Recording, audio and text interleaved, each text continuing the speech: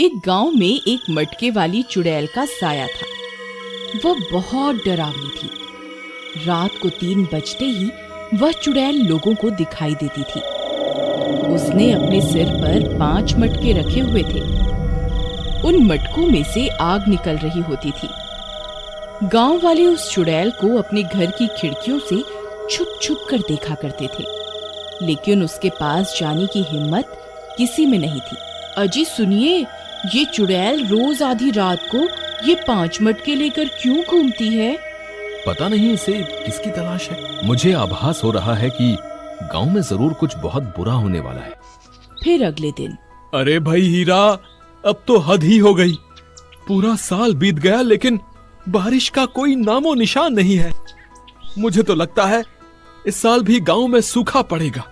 भाई मुझे तो लगता है ये सब उस मटके वाली चुड़ैल की वजह से हो रहा है। वह रोज रात को आग से भरे मटके लेकर पूरे गांव में घूमती है। मुझे लगता है उसी की वजह से गांव में सूखा पड़ रहा है। तुम सही कहते हो। पता नहीं कब इस चुड़ैल से हमारा पीछा छूटेगा। चलो भाई, देर हो रही है। उस लालची सेठ के घर जाना है, उसके कुएं से पानी भरने। अगर लेट हो गए तो बहुत भीड़ हो जाएगी सेठ के कुएं पर। इस लालची सेठ ने तो हद ही कर दी। ये हम सब गांव वालों की मजबूरी का फायदा उठा रहा है। हाँ भाई, तुम सही कहते हो, लेकिन हमारे पास कोई दूसरा रास्ता भी तो नहीं है। अब चलो, वरना देर हो जाएगी। वहीं दूसरी तरफ गांव में सूखा पड़ने की वजह से वह लालची सेठ अपने कुएं का पानी लोगों को बेचा करता था, क्योंकि गांव के लगभग सारे कुएं सूख चुके थे। अरे सेठ जी, आज मेरे पास पैसे नहीं है, मैं कल दे दूंगा। कृपया करके मुझे कुएं से पानी लेने दो। अरे चल भाग यहाँ से। बिना पैसों के किसी को पानी नहीं मिलेगा। पहले पैसे लाओ, फिर पानी पाओ। उस सेठ ने लालच की सारी हदें पार कर दी थी। फिर एक दिन, इस साल भी गांव में सूखा पड़ा है, हमें गांव वालों की मदद करनी चाहिए। हमें अपने कुएं के पानी के लिए लोगों से पैसे नहीं लेने चाहिए। क्यों री, तुझे बड़ी दया आ रही है इन गांव वालों के ऊपर? चुपचाप जाके अपना काम कर, यही तो मौका है पैसे कमाने का। मैं इसे अपने हाथ से नहीं जाने दूंगा।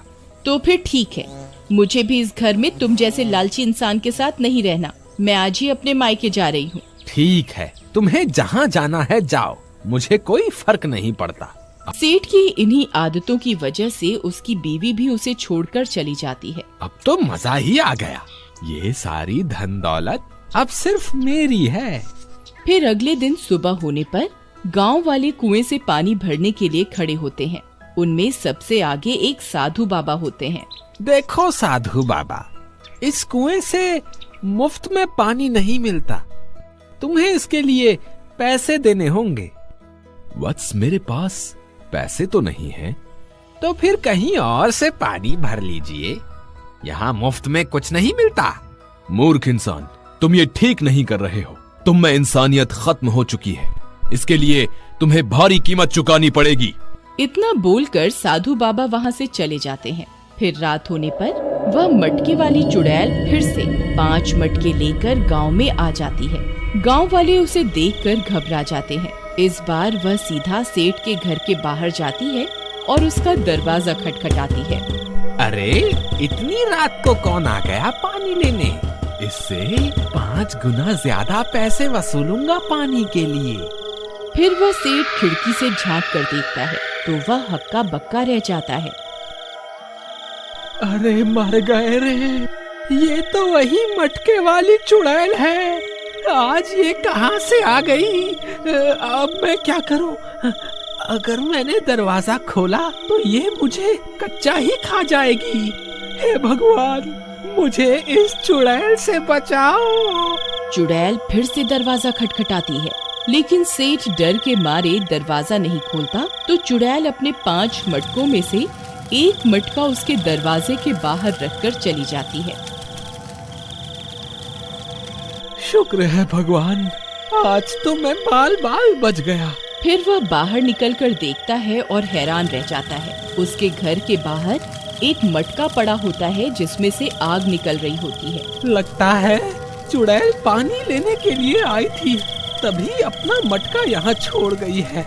इसमें जल्दी से पानी भर देता हूँ, नहीं तो ये मुझे नहीं छोड़ेगी। फिर वह उस मटके में पानी डालता है, लेकिन पानी उस मटके में नहीं जाता और आग और ज्यादा भड़क जाती है। अरे ये क्या, इस मटके में तो पानी जा ही नहीं रहा, ऊपर से ये आग तो और भी तेज हो गई। फिर अगले दिन सुबह होने पर सेठ सीधा उस साधु बाबा की कुटिया की तरफ उनसे मदद मांगने जाता है। हे साधु बाबा, मुझे माफ कर दो, उस दिन मैंने आपको पानी नहीं लेने दिया। मैं उस दिन के लिए बहुत शर्मिंदा हूँ। वह मटके वाली चुड़ैल कल रात को मेरे घर के बाहर एक मटका छोड़ के चली गई है, उसमें से आग के शोले निकल रहे हैं। अब मुझे कुछ समझ में नहीं आ रहा कि मैं क्या करूं। मैंने उसे बुझाने की भी बहुत कोशिश करी, लेकिन वह आग बढ़ती ही जा रही है। कृपया करके मेरी समस्या का कोई समाधान निकाले। हे मूर्ख व्यक्ति, मैंने तुझे पहले भी कहा, तूने लालच की सारी हदें पार कर दी हैं। तुझ में अब कोई इंसानियत नहीं बची, इसीलिए उस चुड़ैल ने तुझे अपने भूत लोक का सरदार चुना है और भेंट स्वरूप वह तुझे आग से भरा मटका देने आई थी। उस चुड़ैल को ऐसे ही व्यक्ति की तलाश थी जिसकी इंसानियत मर चुकी हो। हे साधु बाबा, अब मैं क्या करूं? मुझे उन चुड़ैलों का सरदार नहीं बनना, कोई तो उपाय बताइए। अब तुझे उस चुड़ैल से कोई नहीं बचा सकता। फिर वह उदास होकर वापस अपने घर की ओर चल देता है। फिर अगले दिन रात होने पर, हे भगवान, रात के 3 बज गए हैं, कहीं वह चुड़ैल आज फिर ना आ जाए। तभी डरावनी डरावनी आवाजें आने लगती हैं। अरे मर गए रे, लगता है वह चुड़ैल फिर से आ रही है। तभी वह चुड़ैल अपने सिर पर 4 मटके रखकर आती हुई दिखाई देती है। अरे सुषमा, देखो आज इस चुड़ैल के सिर पर 4 मटके ही हैं। अरे मर गए रे, ये तो सीधा यही आ रही है। अब मैं क्या करूं? वह चुड़ैल सेठ का दरवाजा खटखटाती है। हे चुड़ैल, घर पे कोई नहीं है, तू यहाँ से चली जा और अपना मटका भी ले जा। मुझे तुम्हारा सरदार बनने का कोई शौक नहीं। फिर वह चुड़ैल एक और मटका सेठ के घर के बाहर रखती है और चली जाती है। अरे बाप रे, ये तो एक और मटका रख के चली गई। हे भगवान, अब मैं क्या करूं? अरे सुरेश, तुझे पता चला? वह मटके वाली चुड़ैल सेठ के घर 2 मटके छोड़ के चली गई है। यार, 2 दिनों से कोई गांव वाला पानी लेने भी नहीं आ रहा। अब क्या करूं? इस चुड़ैल ने तो मेरा सारा धंधा ही चौपट कर दिया। फिर वह उस मटके की आग को बुझाने की कोशिश करता है, लेकिन आग और भड़क जाती है। अरे मर गए रे, ये आग तो और भड़क गई। अब मैं क्या करूं? फिर रात होने पर सेठ डरा सहमा हुआ खिड़की से बाहर की ओर देख रहा होता है। तभी उसे फिर से वही चुड़ैल दिखाई देती है। इस बार उसके सिर पर 3 मटके रखे हुए होते हैं। वह रोज की तरह दरवाजा खटखटाती है, लेकिन सेठ की हिम्मत नहीं होती कि वह दरवाजा खोले और चुड़ैल तीसरा मटका भी उसके घर के बाहर छोड़कर चली जाती है। इसी तरह अगले दिन भी चुड़ैल आती है और चौथा मटका भी सेठ के घर के बाहर रखकर चली जाती है। फिर अगले दिन चुड़ैल की खबर सुनकर उसकी पत्नी वापस अपने पति के पास आती है। सुनीता, अच्छा हुआ तुम आ गई। मैं बहुत बड़ी मुसीबत में फंस गया हूँ। वह चुड़ैल मेरे पीछे हाथ धोकर पड़ गई है। मुझे समझ नहीं आ रहा मैं क्या करूँ। मैंने तो आपको पहले ही कहा था कि आपने इंसानियत की सारी हदें पार कर दी हैं। ये तो होना ही था। लेकिन मैं अब सुधरना चाहता हूँ, कोई तो उपाय बताओ, मैं क्या करूँ? फिर अपनी पत्नी के समझाने पर वह अपनी कमाई हुई दौलत को एक पोटली में बांधकर गांव के मुखिया को दे देता है। मुखिया जी, ये वह सारी दौलत है जो मैंने गांव वालों को पानी बेचकर कमाई थी। मुझे मेरी गलती का एहसास हो गया है। कृपा करके इन सारे पैसों को आप गांव वालों में बांट दे। फिर इतना बोलकर सेठ वापस अपने घर की ओर चल देता है। सुनीता, मैं सारे पैसे गांव के मुखिया को दे आया हूँ। अब मेरे मन में कोई डर नहीं है। मैंने सब गांव वालों को भी कह दिया है, उन्हें जितना पानी चाहिए वह मेरे कुएं से ले सकते हैं। मुझे आपके ऊपर बहुत गर्व है।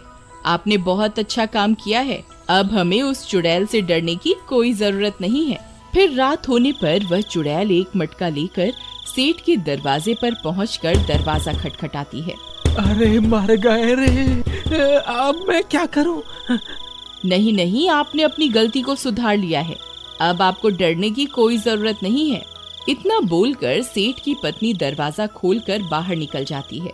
हे चुड़ैल, अब तेरा यहाँ कोई काम नहीं है। मेरे पति अब तुम्हारा सरदार बनने योग्य नहीं है। अब तुम कहीं और जाकर किसी और पापी और जालिम व्यक्ति की तलाश करो। फिर वह चुड़ैल अपने चारों मटके वहाँ से उठाती है और रात के अंधेरे में कहीं गायब हो जाती है। अरे सुनीता, तुम तो बहुत हिम्मत वाली निकली, जो उस चुड़ैल का सामना करने के लिए अकेले ही घर के बाहर निकल गई। हम जब भी अपनी जिंदगी में कोई गलत काम करते हैं तभी हमें डर लगता है। अगर हमने कोई गलत काम नहीं किया तो हमें किसी से डरने की भी कोई जरूरत नहीं है। और उस गांव से उस चुड़ैल का साया हमेशा हमेशा के लिए खत्म हो जाता है।